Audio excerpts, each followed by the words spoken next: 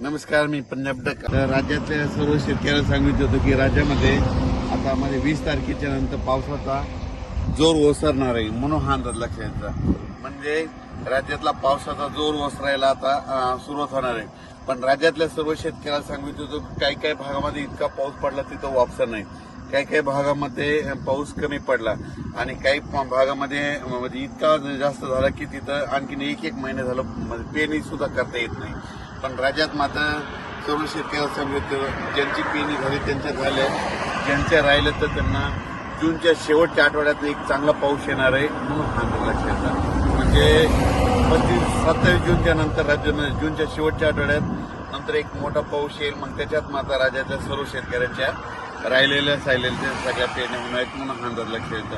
तसा पाऊस थोडा चालूच राहणार आहे. स्थानिक वातावरण तयार होऊन पाऊस राहील, पण राज्यात असा जी इतका मोठा पाऊस पडत होता त्याचा पाऊस आता कमी होणार आहे, म्हणून हा अंदाज लक्षात येतो. सरी मात्र येत राहतील. म्हणजे आणखी 2-4 दिवस मध्ये एकदम बंद होणार नाही, पण सरी चालत राहील. भाग बदलत पडणार आहे आता, म्हणजे सर्वदूर पडणार नाही, भाग बदलत तरच पाऊस राहणार आहे, म्हणून हा अंदाज लक्षात येतो. राज्यातल्या सर्व शेतकऱ्यांना सांगू इच्छितो याच्यानंतर मग पाऊस असा चांगला मोठा कधी येईल.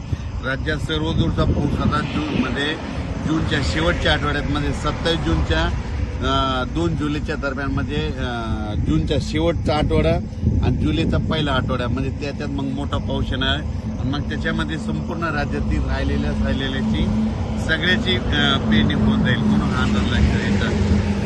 ज्यांच्या जमिनीत ओल असेल तर तुम्ही तुमचा निर्णय स्वतः घ्या, ओल नसेल तर पेरणी करू नका. ज्यांच्या राहिले ते तुम्ही काय करा, नंतर जे शेवटचा पाऊस येईल त्याच्यामध्ये तुम्ही करू शकता.